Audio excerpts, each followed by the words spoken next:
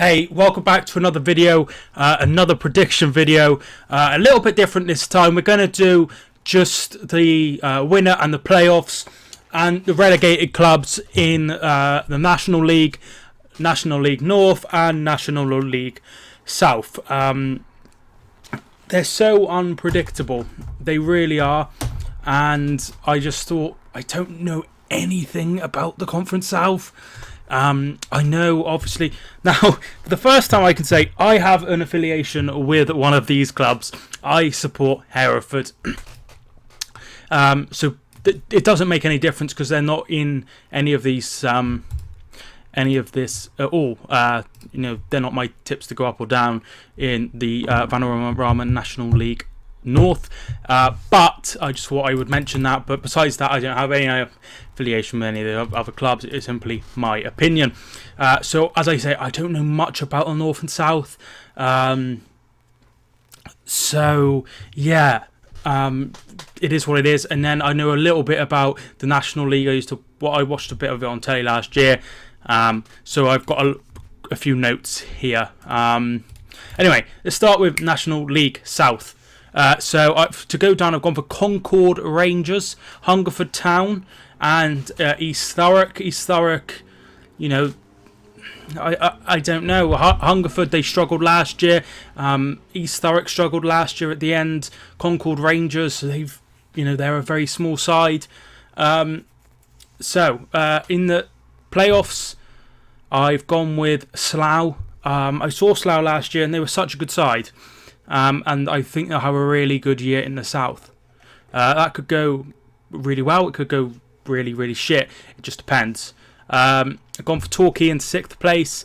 Woking in 5th place. Chelmsford in 4th place. They always have a really, really good year. 3rd place, Dartford. They're always up about there. 2nd, Wealdstone. And then 1st, I've gone with Billericay Town, who pretty much most people go for. They just have so much quality. Yeah, it'll be weird seeing them in the National League. I have a feeling that BT Sport will be in love with them. I want to tell you all the time. Okay, so in the National League North. Okay, so in this league, I have gone for Ashton United to get relegated. They recently came up.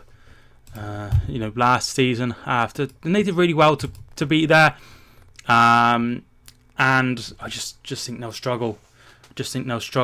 And then next we have Leamington Town. Leamington, or was it just Leamington? I think it's just Leamington. Yeah, so I've gone with Leamington as well, and finally I've gone with Curzon Ashton. Okay, so Curzon Ashton, I'm pretty sure I used to watch somebody, I can't remember what his name is. I think his name is like Curzon Ashton Vlogs or something like that. And, he seems a really nice bloke. So if you haven't checked him out already, check him out. But, yeah, so sorry if you're watching. Yeah, I used to watch his blogs all the time. I just think they'll struggle again. In the top 7, I have Brackley to finish 7th.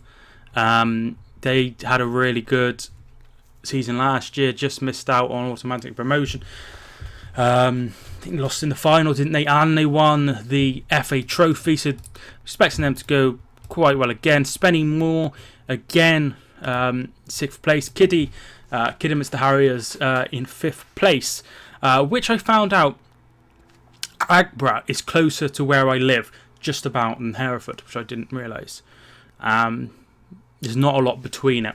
There isn't. There's like a couple of miles, I think. 4th place, we have Boston. They've made some really good buys. 3rd place, we have Chester. They've made some really good signings. And they have Jono and Bernard from Salford. 2nd, we have Stockport. I think it might be their time to come back up. And then 1st place, York City, who have made some tremendous signings. Where's York being one of them, who I really rated a few years ago. So like I say, I don't know much about North and South. I have a bit more idea in the North because Hereford are in there. But having said all of that, I couldn't find like the transfers or anything, so I really struggled. So maybe I'd have put Bath in, looking back on it, and took out Chelmsford or something, but I don't really know what I'm doing. So let's get on to the National League, where I do know what I'm doing. So 24th place to be relegated. Obviously there's 4 relegated. Now, I've gone with Braintree to be the first club relegated. They haven't really improved much, which is one of my reasons, and they finished 6th in the Southern League, and then got promoted, which is fine. I just don't think, if you're finishing 6th place and then you get promoted, I just worry that they're not good enough. Okay, so 23rd we have Gateshead. So Gateshead have lost so many players, the likes of Russ Penn. I think Wes York came from there as well. They've lost like several players who were really, really, really key to them, and there's been huge budget cuts and they haven't been replaced. So I think Gateshead might go. Maidstone. So I wrote down here, lost a few key players, not necessarily like key players, but a lot of players that they've been there a long time. Maidstone came from the Isthmian League, and had 2 promotions, didn't they?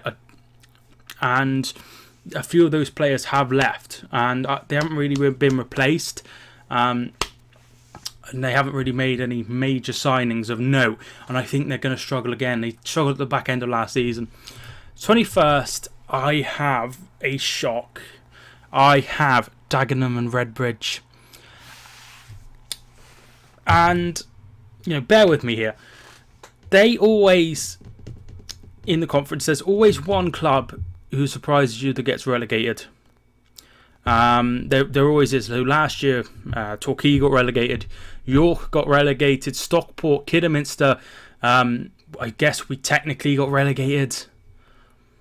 Do you know what I mean? So there's always like quite a big side in there, and they've lost so many of their players. Peter Taylor, I'm not sure on. I think he might be long past his best. He was crap at Gillingham, plays shite football. So let's move on to the promotions and the top 7 of the playoffs. So in 7th place we have Hartlepool Town, who have a very, very good squad already, and they've improved that. They've signed Liam Noble, who is a quality signing at that level, and I think this time under Matt Bates they will be a playoff campaigner for sure. Okie dokie. 6th place we have Leyton Orient. They really struggled last season, as you're probably fully aware, and Justin Edinburgh came in, who has been promoted already with Newport 5 years ago or so, and they improved. They've signed some good players. They've signed Goldman, and then they signed James Alabi, but yeah, those 2 are really good signings, and they've also kept hold of Macaulay Bonne as of recording, which he is a quality player and has done exceptionally well for Leyton Orient. So I think they'll be in and amongst the playoffs again. 5th place, we've got Aldershot. They've been in the playoffs the last 2 seasons. He seems to be able to do it over and over again, and yeah, I just think they'll be around there again. They missed out. They lost in that elimination round thing, didn't they? So I think they'll be around that sort of area again. I think that would be really, really important to. That's it. I think that he will guide them to another playoff campaign. 4th place. Sorry, the reason I was a bit distracted is I saw that they signed somebody good, and I was thinking, who the bloody hell did they sign? Of course, it was Michael Cheek. Right. So they've not lost any key players, which is really important. They did well in their first season. They've signed a couple. Michael Cheek is absolutely fucking wild. Well, not wild class. He's a top player in that division, and they've signed him, and I think they will improve again, and a 4th place finish would be excellent for Ebbsfleet under Daryl McMahon, who I believe, has the best record of any professional manager in the top 6 divisions. But I believe Peter Beadle, Hereford's manager, has obviously won 3 promotions in a row. So I believe his would be higher, but obviously we're still part-time. But I expect Ebbsfleet to have a very, very good season. Third place, we have Barnet. John Steele is a promotion specialist. He's won 3 promotions at Barnet. 3 promotions from the National League or the conference back then. Maidstone, I think. And then Dagenham, and of course Luton Town. They have a really good squad. They've lost John Akinde, but they have Dave Tarpey, who was really good for Maidenhead when they went up. But in the first month when he was still at Maidenhead, he was really, really good. And I feel like in Dave Tarpey, they could have a player who could score a lot of goals. Which is really, really important. I've been really impressed with them. Their squad is really, really good. Right, on to second place, and we have Chesterfield. So Chesterfield have been through the ringer a little bit as of late, unfortunately for them, which is really sad to see, because they've been in League One recently, as a couple of seasons ago. But they've done a little bit of business, and I've been quite impressed with their little bit of business. They've got in Martin Allen, who won the National League a few years ago. He's been promoted from League 2 as well with Gillingham. So yeah, they've made some good signings. They have a good squad. Let's have a look who they have. Sam Wedgbury's a good player at that level. Will Evans is a good player at that level. So yeah, I think they have that can't be their only squad. But yeah, they've made some really good signings. One thing that Martin Allen is quite good at is getting teams promoted. But he did really badly with Eastleigh when he was there, and troubled me just a little bit. Me saying, they've done really well, but it just concerned me just a smidgen that they might not do as well as I said. So we have Louis Dodds, Michael Nelson, Charlie Carter, Sam Wedgbury, Sean Jalal, Curtis Weston. I think they're very, very good signings for that level, and I think they'll be only ranked amongst it. First place, sorry, it's Salford. You can't look past them. So Salford have been, really busy bees, as I say. So they sacked their managers, Bernard Morley and Anthony Johnson, when after they got promoted. I think basically, to cut a long story short, they both wanted like a manager's wage, and they weren't prepared to pay a manager's wage to 2 people. So they got rid of him, which is a big move. They brought in Graham Alexander, and he has spent a lot of money on some very good players. So Chris Neal is a cut above.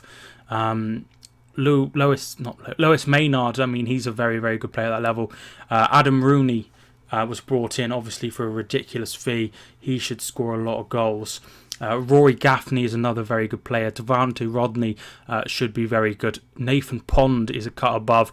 Danny Lloyd is a cut above. This team could get even stronger throughout the season, which would be really important to keep going. They are going to be close. They have a great manager. They have brilliant signings. They have all of the backing in the world. I'm not keen on how it's done, but it is what it is. Do you know what I mean? At the end of the day, as much as people deny it, I think if somebody took over Hereford and put that money in, and I'd thoroughly enjoy it. And I think that anyone of a certain stature would be like, Yeah, me too. Which is fine. I listened to a interview with Gary Neville, and he said that the ex-players who Phil Neville, Nicky Butt, Paul Scholes, Ryan Giggs, have all matched what Peter Lim has put into the club, which I think was rather interesting. They're doing a lot of great things with their women's team and their youth teams and whatever, but there'll always be the money side of things, which is a shame. But it is what it is. It's not the first time. It certainly won't be the last time this happens. But they have a good squad and they can improve it. They will kick themselves thoroughly if they do not get promoted.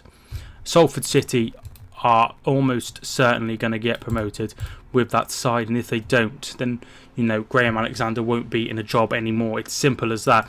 I wouldn't be surprised if they're more ruthless. If things aren't going well, they just get rid of him. I wouldn't be surprised to see that hear them get rid of him before the end of the season if things aren't working, to try and get promoted.